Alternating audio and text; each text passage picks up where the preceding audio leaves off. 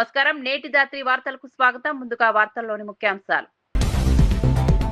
దేవాదుల పరిధిలోని 22 రిజర్వాయర్లను పూర్తి స్థాయిలో నింపుతామన్న పార్టీ. దేవాదుల 38.16 టీఎంసీల నీటి సామర్థ్యాన్ని పూర్తిగా వినియోగిస్తామని వెల్లడి. దేవాదుల ప్రాజెక్టు పనులను యుద్ధ ప్రాతిపదికన పూర్తి చేస్తామని హామీ. రైతులు సింగరేణి నష్టాలకు కాంగ్రెస్ బీఆర్ఎస్ రాజకీయాలే కారణమన్న రామచంద్రరావు. లాభాల్లో ఉన్న సింగరేణిని నష్టాల్లోకి నెట్టారని రామచంద్రరావు ఫైర్.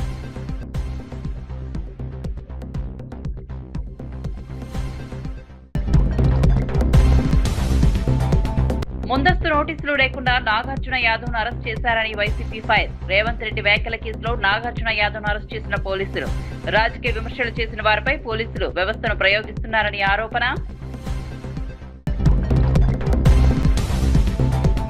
రాజ్ కుమార్ ను అరెస్ట్ చేయకుండా కాపాడింది ఎవరో చెప్పాలన్న హరీష్ రావు. పోక్సో కేసులో 45 రోజుల నిందితుడిని ఎందుకు అరెస్ట్ చేయలేదని ప్రశ్న.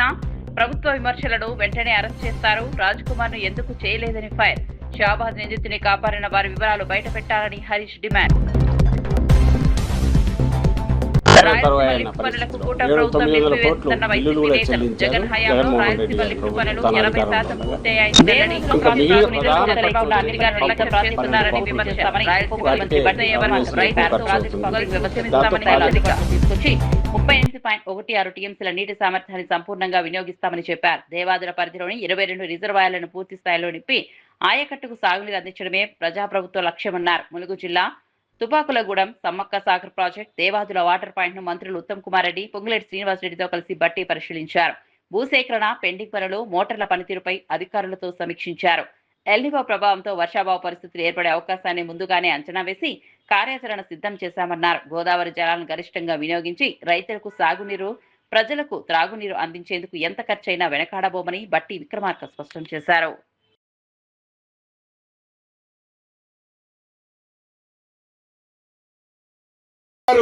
రాజీవ్ సాగర్, ఇందిరా సాగర్ ఆనాడు కాంగ్రెస్ ప్రభుత్వం, కాంగ్రెస్ ముఖ్యమంత్రి గారు రాజశేఖర రెడ్డి గారు ఉన్నప్పుడు చాలా నిధులు ఖర్చు పెట్టి వేలాది కోట్ల రూపాయలు ఖర్చు పెట్టి ఆ ప్రాజెక్టులు స్టార్ట్ చేస్తే రాష్ట్ర విభజన జరిగిన తర్వాత ఆ 2 ప్రాజెక్టులని వైండప్ చేసి సీతారామ ప్రాజెక్ట్ అని మీరు తీసుకొచ్చారు. నేను దాన్ని తప్పు పట్టడంలా, పేరు మార్చి ఊరు మార్చి వేలాది కోట్లు ఎస్టిమేట్లు మార్చినా దాని గురించి నేను పెద్దగా తప్పు పట్టడంలా. మీరు కట్టితే ఆ కట్టిన దాన్ని అసంపూర్తిగా వదిలేస్తే ఈ ప్రభుత్వం వచ్చిన తర్వాత ఈనాడు వాటిని కూడా ఆడ నడపగలిగి ఉన్నాం కాబట్టి నలుపుతున్నాం. మీరు గమనించాల్సింది, ఆనాటి కాంగ్రెస్ ప్రభుత్వంలో రాజీవ్ సాగర్, ఇందిరా సాగర్ మొదలుపెట్టి వేల కోట్ల రూపాయలు ఖర్చు చేసిన ప్రాజెక్టుని మీకు పేరు రాదని సీతారామ పేరుతో వేలాది కోట్లు అత్యధికంగా ఖర్చు పెట్టి కట్టారు. అక్కడ ఇక్కడ తుమ్మిడిహట్టికి సంబంధించిన దాంట్లో 11,000 కోట్ల రూపాయలు, 11,000 కోట్ల పైచలుగా ఖర్చు పెట్టిన దాన్ని పక్కన పెట్టి మీ పేరు కోసం 8వ అద్భుతం సృష్టిస్తానని కలలు కని ఆ కలల్లో భాగంగానే కింద 3 డ్యాములు కడితే ఆ 3 డ్యాములు కూడా పరిస్థితి ఇందాక మా ఉత్తమాన్ని చెప్పినట్టు ఆ పరిస్థితి కూడా మీకు తెలియంది కాదు. ఒక్క చుక్క నీళ్లు కూడా లిఫ్ట్ చేయకుండా భారతదేశంలో వరి పంటలో రికార్డు స్థాపించింది మా కాంగ్రెస్ ప్రభుత్వ హయాంలోని విషయాన్ని మనం చేస్తున్నాం. ఈరోజు సుమారు ఈ సంవత్సరం, ఇది ఈ పోయిన వానాకాలం, ఈ యాసంగి పంట 2 కలిపితే సుమారు 300 లక్షల మెట్రిక్ టన్ల వరి ధాన్యం తెలంగాణలో పండించడం జరిగింది. మేడిగడ్డ, అన్నారం, సుందిళ్ళ నుంచి ఒక్క చుక్క నీళ్లు లిఫ్ట్ చేయకుండా సుమారు 300 లక్షల మెట్రిక్ టన్లు వరి ధాన్యం పండించడం జరిగింది. అదేవిధంగా పండించిన ధాన్యంలో 152 లక్షల మెట్రిక్ టన్ల వరి ధాన్యం ఈ ఒక్క సంవత్సరంలో, ఈ పోయిన వానాకాలం, ఇప్పుడు పోయిన యాసంగిలో మా ప్రభుత్వం కొనుగోలు చేసి ఈ ఒక్క యాసంగిలో 84 లక్షల మెట్రిక్ టన్ల వరి ధాన్యం వరి రైతుల నుంచి కొనుగోలు చేసిన విషయం నేను మనం చేస్తున్నా. మొత్తం మేము అధికారంలో వచ్చిన తర్వాత వరి రైతులకి కేవలం వరి కొనుగోలులో 80,000 కోట్ల రూపాయలు ఇవ్వడం జరిగింది. ఈ యాసంగి పంటలో 19,000 కోట్ల రూపాయలు ఇవ్వడం జరిగింది. ఇది గత 2.5 ఏళ్ళు 3 ఏళ్ళు మేము అధికారంలో వచ్చిన తర్వాత. ఇప్పుడు కొంత ఈ ఎల్ నినో పరిస్థితుల్లో ఈ కాళేశ్వరం ప్రాజెక్ట్ దగ్గర కొన్ని విషయాల్లో ప్రతిపక్ష పార్టీలు చేస్తున్న దుష్ప్రచారాన్ని తీవ్రంగా ఖండిస్తూ దాని వాస్తవాలు మీ ద్వారా తెలంగాణ ప్రజానీకానికి తెలంగాణ రైతాంగానికి తెలియజేయాలని చెప్పి మేము వాస్తవాలు మీ ముందు పెడుతున్నాం. విషయంలో ఈ ప్రభుత్వం ఏదో చేయలేదు అని వారి చేసే విమర్శలకి ఈ వేదిక ద్వారా 2 ప్రశ్నలు డైరెక్ట్ గా వారిని అడగదలుచుకున్నాను. అయ్యా, మీరు ఏదైతే ఈనాడు గేట్లు దింపకుండానే ఆ లిఫ్ట్లు నడపొచ్చు అని పదే చెప్తున్నారు, అటువంటప్పుడు అసలు మీరు ఆ 3 బ్యారేజీలు ఎందుకు కట్టారు? గేట్లు దింపకుండానే మీరు లిఫ్ట్లు నడపొచ్చు అనే సలహాలు ఇచ్చినప్పుడు సుమారు 12,000 కోట్ల రూపాయలతో ఆ 3 బ్యారేజీలు కట్టడానికి కారణం ఏంటి? దాంట్లో మీ స్వార్థం ఏంది? దీనికి మీరు సమాధానం చెప్పాల్సిన అవసరం ఉంది. గేట్లు దింపకుండానే లిఫ్ట్లు నడపొచ్చు అని చెప్పేది పచ్చి అబద్ధము అని. తెలంగాణలో వర్షాభావ పరిస్థితులు, కాళేశ్వరం జలాల విడుదల అంశంపై మాజీ మంత్రి ఎమ్మెల్యే వేముల ప్రశాంత్ రెడ్డి వినూత్న నిరసన చేపట్టారు. ముప్కల్ కాళేశ్వరం రివర్స్ పంపింగ్ కేంద్రం వద్ద రైతుల కోసం ఆయన రక్తదానం చేశారు. పలువురు బీఆర్ఎస్ నేతలు కూడా రక్తదానంలో పాల్గొన్నారు. రాష్ట్రంలో వర్షాలు లేక రైతులు తీవ్ర ఆందోళనలో ఉన్నారని ప్రశాంత్ రెడ్డి తెలిపారు. పంటలు ఎండిపోతుంటే కాళేశ్వరం వద్ద 1,00,000 క్యూసెక్ల నీరు రోజుకు దాదాపు 10 టీఎంసీల నీరు సముద్రంలో వృధాగా పోతోందని అన్నారు. కన్నేపల్లి మోటార్లు ఆన్ చేసి రైతులకు నీళ్లు ఇవ్వాలని కేటీఆర్ హరీష్ రావు కోరితే ముఖ్యమంత్రి రక్తం చెల్లాలంటూ మాట్లాడారని మండిపడ్డారు. రేవంత్ రెడ్డి తమ రక్తాన్ని తీసుకుని రైతులకు కాళేశ్వరం జలాలు విడుదల చేయాలని డిమాండ్ చేశారు. రైతుల కోసం రక్తదానానికైనా సిద్ధంగా ఉన్నామని ప్రశాంత్ రెడ్డి స్పష్టం చేశారు. ఇవాళ ఎస్ఆర్ఎస్పి పునర్జీవనంలో భాగమైనటువంటి రివర్స్ పంపింగ్ లో భాగమైనటువంటి ఈ ముప్కాల్ పంప్ హౌస్ దగ్గర, ఈ ముప్కాల్ సాక్షిగా నేను ఇవాళ ముఖ్యమంత్రి రేవంత్ రెడ్డి గారికి నా రక్తం ఇస్తా ఉన్నాను. చాలా మంది రైతులు కూడా ఇప్పుడు సిద్ధంగా ఉన్నారు. రైతులందరూ కూడా రక్తం ఇస్తారు. ఇగో రేవంత్ రెడ్డి, మా రక్తాన్ని తీసుకో, కానీ మా రైతులకు కాళేశ్వరం నీళ్ళు ఇవ్వండి. మా రక్తం అడిగినావు కదా, ఇగో మా రక్తం. ఈ రక్తం చూడు, మా బాల్కొండ నియోజకవర్గ రైతన్నలు ఇచ్చినటువంటి రక్తం నాతో సహా. ఇగో ఇది చూడు, ఇదంతా కేసీఆర్ కట్టినటువంటి ముప్కాల్ పంప్ హౌస్. ఎస్ఆర్ఎస్పి పునర్జీవనంలో భాగంగా రివర్స్ పంపింగ్ లో వరద కాలం మీద కట్టబడినటువంటి 3 పంప్ హౌజులు, రాంపూర్, రాజేశ్వరపేట్, ముప్కాల్, ఈ 3 పంప్ హౌజ్ లో చివరి పంప్ హౌజ్ ఇది ముప్కాల్ పంప్ హౌస్. నా బాల్కొండ నియోజకవర్గంలో ఉన్నది, బ్రహ్మాండంగా ఉంది. మీడియా దయచేసి మోటార్లన్నీ కూడా చూపించాలి. కన్నెపల్లి పంప్ హౌస్ దగ్గర రైతులు కోరినట్టు, మా కేటీఆర్ గారు కోరినట్టు, పారుతున్న గోదావరి నుంచే కన్నెపల్లి పంప్ హౌస్ బట్టన్లు నొక్కి నీళ్లు తీసుకురా, నీళ్లు తీసుకొచ్చి వరద కాలువలో వెయ్యి. వరద కాలువలో వేయగానే మా కేసీఆర్ కట్టినటువంటి రివర్స్ పంపింగ్ పంప్ హౌస్లు రెడీ ఉన్నాయి. ఇవి బటన్లు వచ్చి మా శ్రీరామ్ సాగర్ ప్రాజెక్ట్ లో నీళ్లు పోయి వరద కాలువ నింపండి. దయచేసి భేషజాలకు పోకండి. రక్తం అడిగినావు కదా, పంటల మీద చల్లుతా అన్నావు కదా, ఇక చల్లు, తీసుకో, మా రక్తం తీసుకో. కానీ కన్నపల్లి పంప్ హౌస్ మోటార్లు ఆన్ చేయండి, రైతులకు కాళేశ్వరం నీళ్లు ఇవ్వండి. కేసీఆర్ కట్టినటువంటి అన్ని పంప్ హౌస్లు బ్రహ్మాండంగా ఉన్నాయి. మేడిగడ్డను ముట్టకుండానే పారుతున్న గోదావరి నుంచి నీళ్లు తీసుకోవచ్చు. దేశజాలకు పోకండి, ఇగోలకు పోకండి. వర్షాలు లేక రైతులు ఇబ్బంది పడతా ఉన్నారు. రైతుల యొక్క పంటలు కాపాడండి, రైతుల ఉసురు పోసుకోకండి అని చెప్పి నేను ముఖ్యమంత్రి రేవంత్ రెడ్డి గారికి విజ్ఞప్తి చేస్తా ఉన్నాను. తీసుకోండి మా రక్తం. చూడండి పంప్ హౌస్లు, కేసీఆర్ కట్టిన పంప్ హౌస్. జై తెలంగాణ, జై కేసీఆర్. పోక్సో కేసు 6 హత్యల ఘటనపై మాజీ మంత్రి హరీష్ రావు సంచలన ఆరోపణలు చేశారు. ముఖ్యమంత్రి రేవంత్ రెడ్డి సన్నిహితుడైన ఓ మార్కెట్ కమిటీ చైర్మన్ 20 లక్షల రూపాయల లంచం తీసుకుని నిందితుడు రాజ్ కుమార్ అరెస్ట్ కాకుండా కాపాడారని ఆరోపించారు. పోక్సో కేసు నమోదైన తర్వాత కూడా పోలీసులు 45 రోజుల పాటు నిందితుడిని అరెస్ట్ చేయలేదని మండిపడ్డారు. ఆ సమయంలో రాజ్ కుమార్ కోర్టుకు వెళ్లి బెయిల్ తెచ్చుకున్నారని, ఆ తర్వాత 6గురిని హత్య చేశారని ఆరోపించారు. ప్రభుత్వంపై విమర్శలు చేసిన నాగార్జున యాదవ్ సోషల్ మీడియాలో పోస్టు పెట్టిన వారిని వెంటనే అరెస్ట్ చేస్తున్న పోలీసులు తీవ్రమైన పోక్సో కేసు నిందితులపై ఎందుకు చర్యలు తీసుకోలేదని ప్రశ్నించారు. రాజ్ కుమార్ తో పోలీసులు కలిసి మద్యం సేవించారంటూ తీవ్ర ఆరోపణలు చేశారు. నిందితుని కాపాడిన వివరాలను బయటపెట్టి ఘటనపై సమగ్ర విచారణ జరపాలని హరీష్ రావు డిమాండ్ చేశారు. 20 లక్షలు ఖర్చు పెట్టిండు, వచ్చి ఆయనతో 6గురిని ఊచకోత కోసిండు. నిన్న ఒక ఆయన రేవంత్ రెడ్డి గారిని ఆంధ్రప్రదేశ్ లో వెనకైన పేపర్ బాయి పేపర్లు ఎత్తుండే గోడల మీద పెయింటింగ్ రాతలు రాస్తుండే రేవంత్ రెడ్డి అని అన్నాడట. అది ఉన్నదే అన్నాడు, నిజమే అన్నాడు. గోడల మీద రాతలు రాస్తోడిన పెయింటర్. అరే నేను ముఖ్యమంత్రిని, నన్ను పెయింటర్ అంటే వాడిని పోలీసు వాళ్ళు పోయి పట్టుకొచ్చి లోపలేసి పారేశారు. మా గీత ఏదో పోస్ట్ పెట్టి గీతమ్మ మీద కూడా పోలీస్ స్టేషన్ లో కేసు పెట్టారు. నల్లబాలు అని పటాన్చేర్లు ఉంటాడు, ఓ చిన్నగా రేవంత్ రెడ్డి తప్పు చేసిండు అని ఒక ట్వీట్ చేస్తే వాడిని పట్టుకపోయి పాపం జైల్లో పెట్టిండ్రు. మరి రేపు చేసిన మాత్రం మంద అవుతారు పోలీసు వాళ్ళు కూర్చొని. ఇది రేవంత్ పాలన. అంటే మహిళల పట్ల, సైకోల పట్ల ఈ ప్రభుత్వం ఎంత ఉదాసీనంగా ఉందో మనం ఇలా అర్థం చేసుకోవాల్సిన అవసరం ఉంది. వైఎస్ఆర్సీపీ అధికార ప్రతినిధి నాగార్జున యాదవ్ ను తెలంగాణ బేగం బజార్ పోలీసులు గుంటూరులోని ఆయన నివాసంలో అరెస్ట్ చేయడం రాజకీయంగా వివాదాస్పదమైంది. ఎలాంటి ముందస్తు నోటీసులు ఇవ్వకుండానే పోలీసులు నాగార్జున యాదవ్ ను అదుపులోకి తీసుకున్నారని వైఎస్ఆర్సీపీ నేతలు, కుటుంబ సభ్యులు ఆరోపించారు.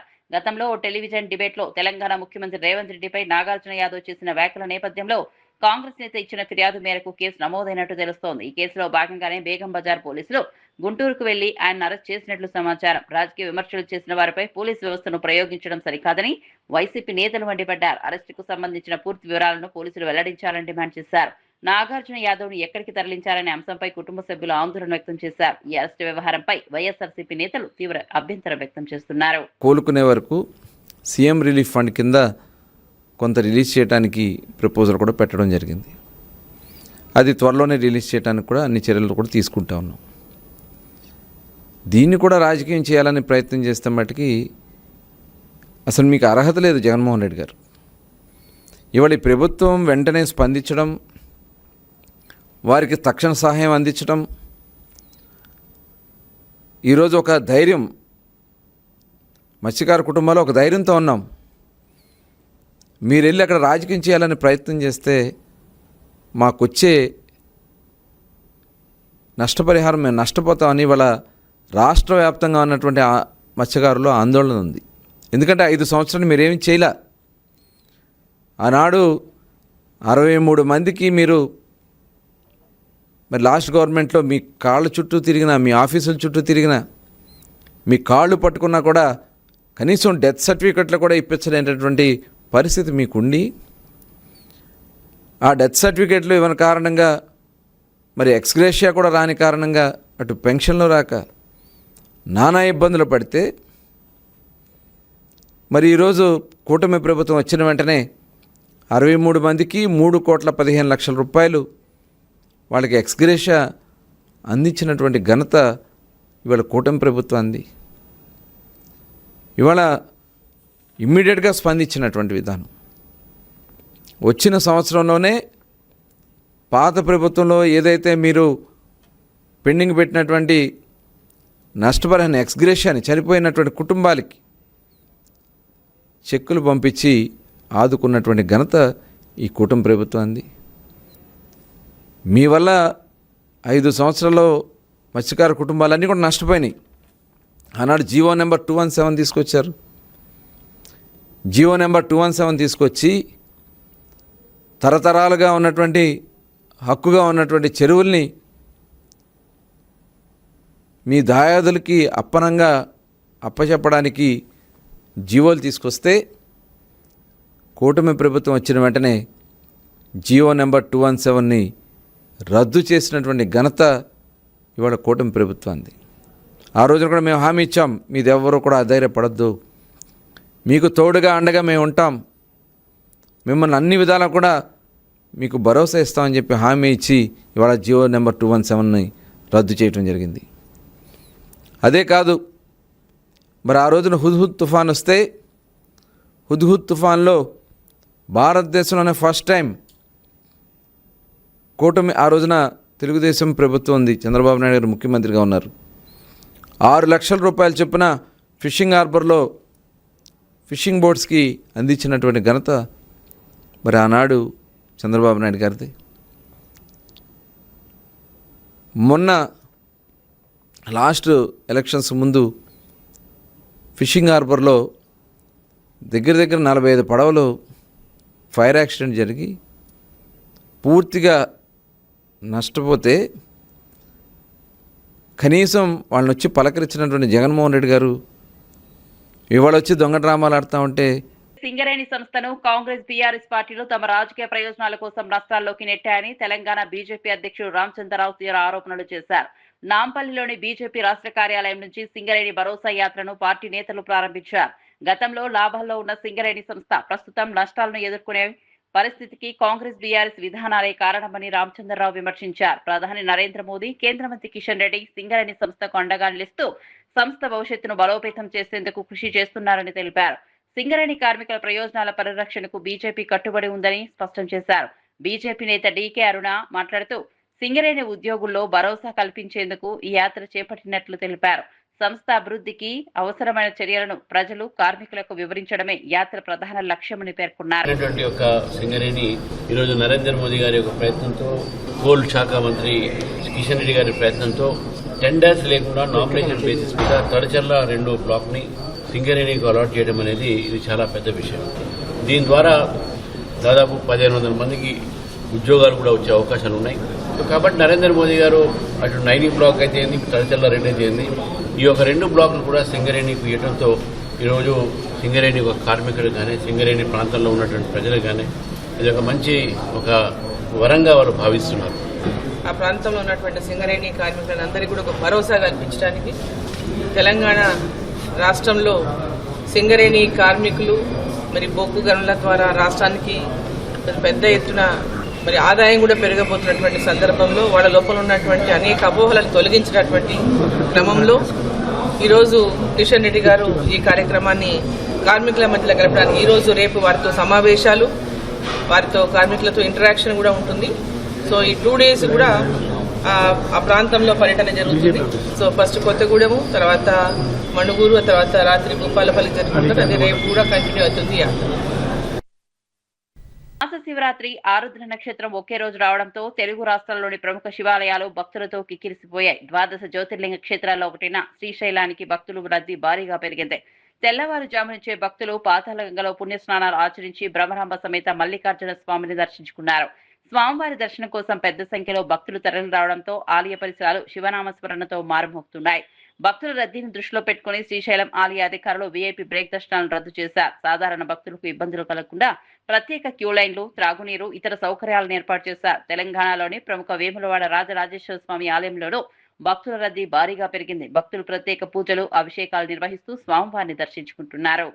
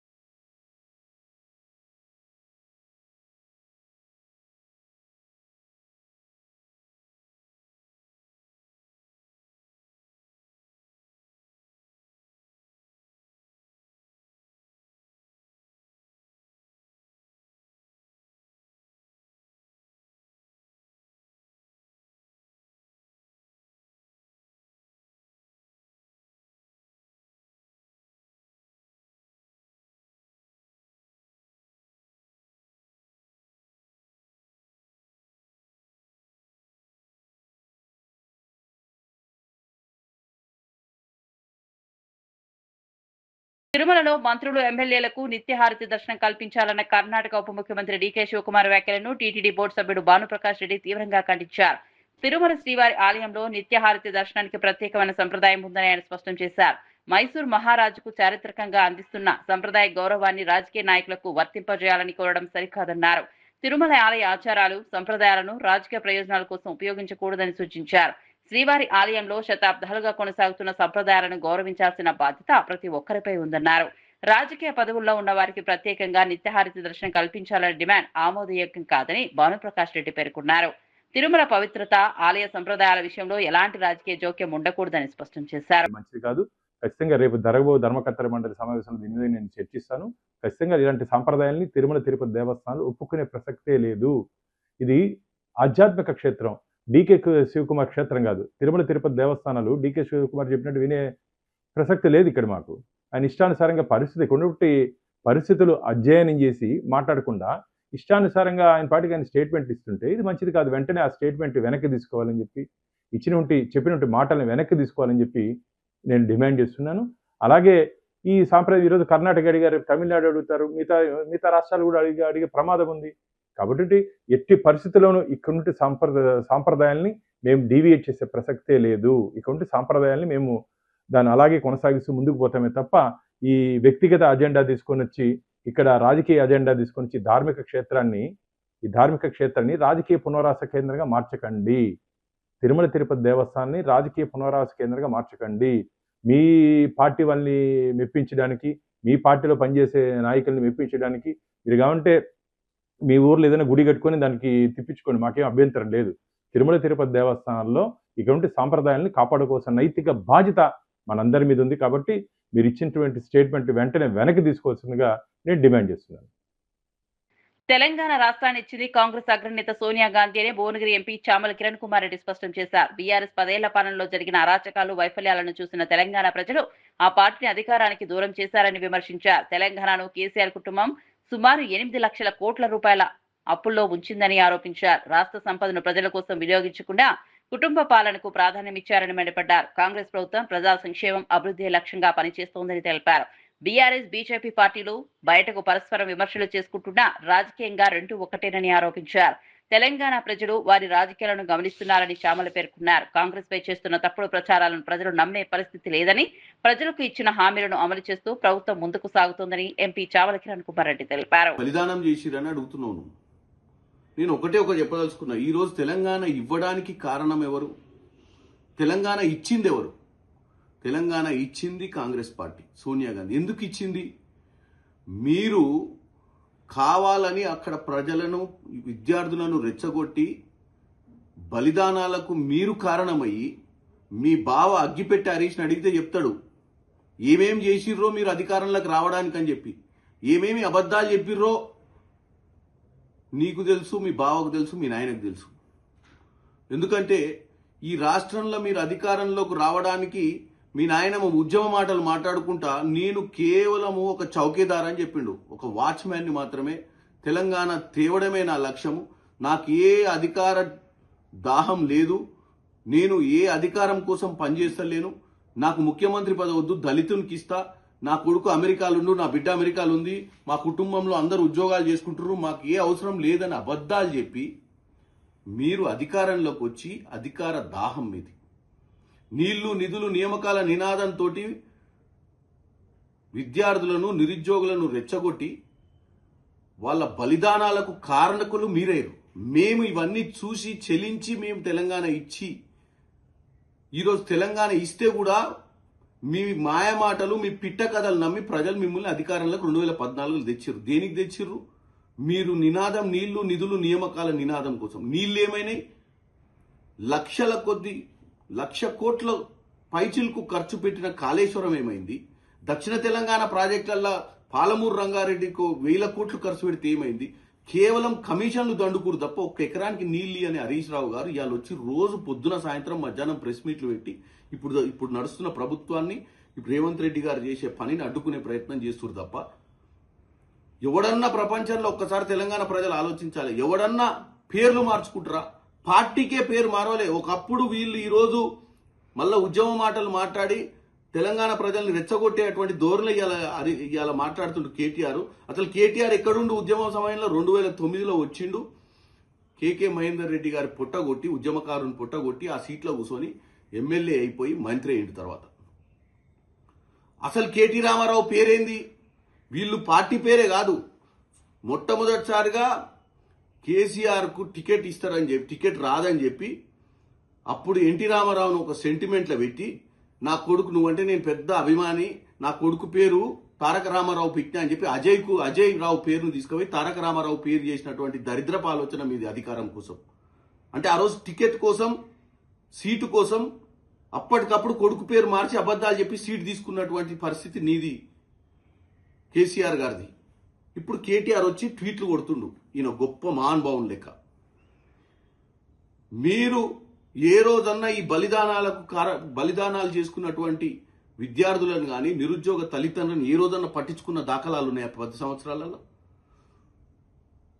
ప్రొఫెసర్ జయశంకర్ గారు తెలంగాణ పిత అని చెప్పి తెలంగాణ ఉద్యమాల సమయంలో ఆయనే ఈ యొక్క జాతి పిత అని చెప్పినావు తెలంగాణకు.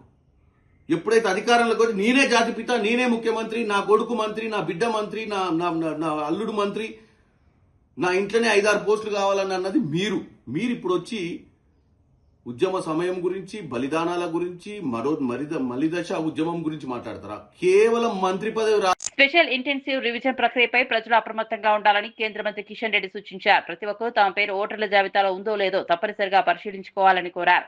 అంబర్పేట నియోజకవర్గంలో కాచిగూడ నుంచి గోల్నాకా, అంబర్పేట్, బాగ్ అంబర్పేట్ మీదుగా నల్లకుంట వరకు కిషన్ రెడ్డి పాదయాత్ర నిర్వహించారు. ఈ సందర్భంగా స్థానిక ప్రజలతో మాట్లాడి వారి సమస్యలను అడిగి తెలుసుకున్నారు. Water board, GHMC, Transco, Genco అధికారులతో కలిసి పలు పౌర సమస్యలను పరిశీలించారు. హైదరాబాద్ నగరం వేగంగా విస్తరిస్తున్న నేపథ్యంలో అందుకు అనుగుణంగా మౌలిక సదుపాయాలను అభివృద్ధి చేయాల్సిన బాధ్యత రాష్ట్ర ప్రభుత్వంపై ఉందన్నారు. త్రాగునీరు, డ్రైనేజీ, విద్యుత్, రహదారుల సమస్యలను త్వరగా పరిష్కరించాలని అధికారులకు సూచించారు. ఓటు హక్కు విషయంలో నిర్లక్ష్యం చేయకుండా ఎస్ఐఆర్ ప్రక్రియను ప్రజలు జాగ్రత్తగా పరిశీలించాలని కిషన్ రెడ్డి కోరారు. మెయిన్ రోడ్ల మీద షాపులు మూసేస్తే చీకటిగా అయిపోయింది.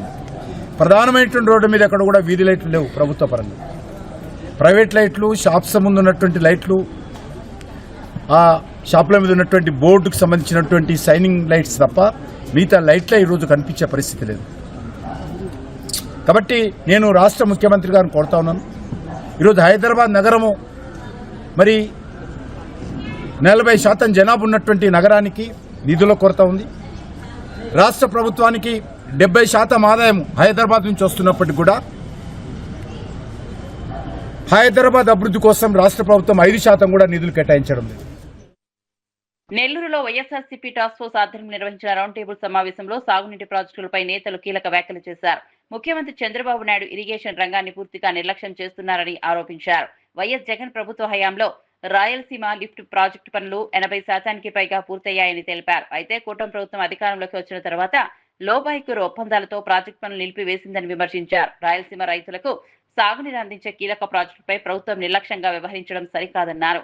ప్రాజెక్టు పనులు నిలిచిపోవడంతో రైతులకు తీవ్ర నష్టం జరుగుతోందని ఆందోళన వ్యక్తం చేశారు. సాగునీటి ప్రాజెక్టుల విషయంలో రాజకీయాలకు తావివ్వకుండా ప్రభుత్వం వెంటనే పనులను పునః ప్రారంభించాలని డిమాండ్ చేశారు. రాయలసీమ లిఫ్ట్ ప్రాజెక్టును పూర్తి చేసే వరకు వైఎస్ఆర్సీపీ ఆధ్వర్యంలో రైతులతో కలిసి ఉద్యమం చేపడతామని నేతలు స్పష్టం చేశారు.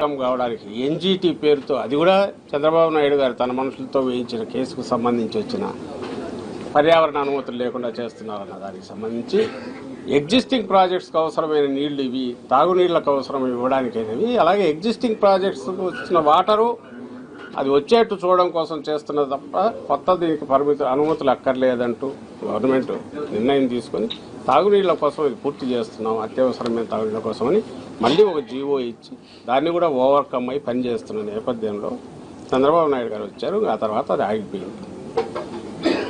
ఆగిపోయిన విషయం కూడా ఎవరికి తెలియదు. ఈ 2026 జనవరిలో అసెంబ్లీలో రేవంత్ రెడ్డి గారు తెలంగాణ ముఖ్యమంత్రి వాళ్ళ తెలంగాణ అసెంబ్లీలో చెప్తే తప్ప ప్రపంచానికి తెలియదు.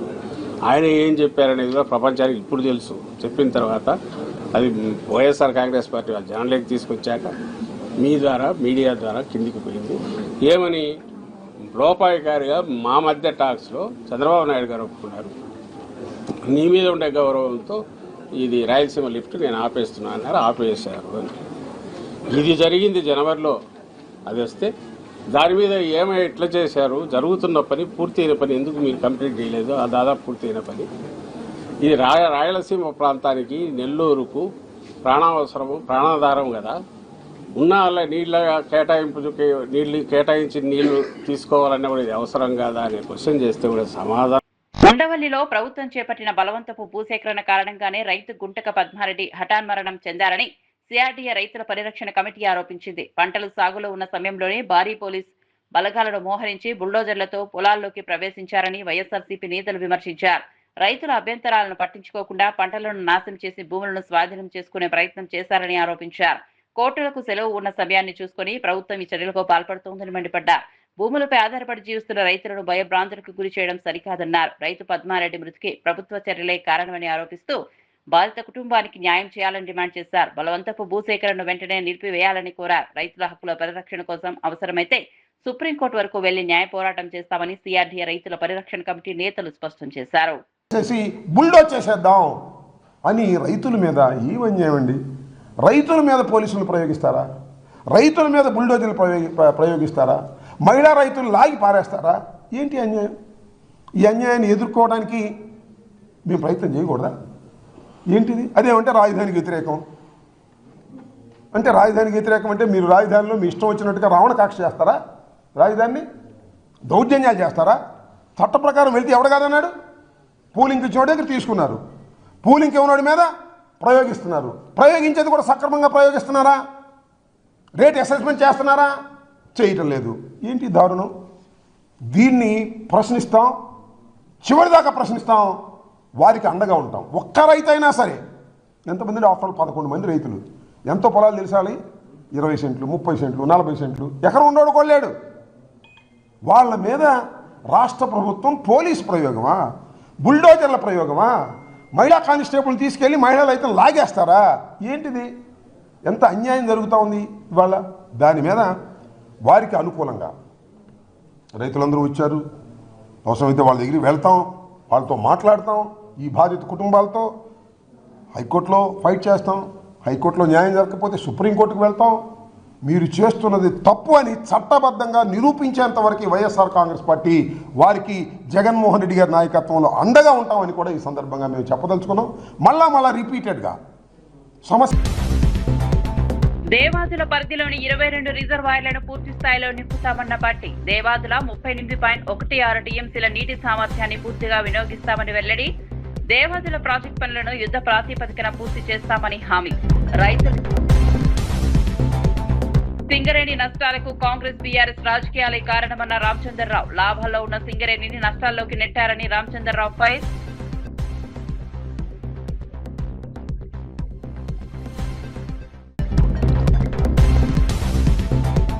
ముందస్తు నోటీసులు లేకుండా నాగార్జున యాదవ్ను అరెస్ట్ చేశారని వైసీపీ ఫైర్. రేవంత్ రెడ్డి వ్యాఖ్యల కేసులో నాగార్జున యాదవ్ను అరెస్ట్ చేసిన పోలీసులు. రాజకీయ విమర్శలు చేసిన వారిపై పోలీసులు వ్యవస్థను ప్రయోగిస్తున్నారని ఆరోపణ. రాజ్ కుమార్ ను అరెస్ట్ చేయకుండా కాపాడింది ఎవరో చెప్పాలన్న హరీష్ రావు. పోక్సో కేసులో 45 రోజుల నిందితుడిని ఎందుకు అరెస్ట్ చేయలేదని ప్రశ్న. ప్రభుత్వ విమర్శలను వెంటనే అరెస్ట్ చేస్తారు, రాజ్ కుమార్ ను ఎందుకు చేయలేదని ఫైర్. షాబాద్ నిందితుని కాపాడిన వారి వివరాలు బయట పెట్టాలని హరీష్ డిమాండ్.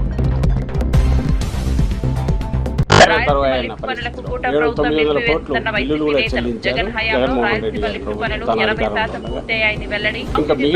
చంద్రబాబు పూర్తిగా నిర్లక్ష్యం చేస్తున్నారని విమర్శ. రాయలసీమ లిఫ్ట్ పూర్తయ్యే వరకు రైతులతో కలిసి ఉద్యమిస్తామని హెచ్చరిక. మరిన్ని అప్డేట్స్ కోసం చూస్తూనే ఉండండి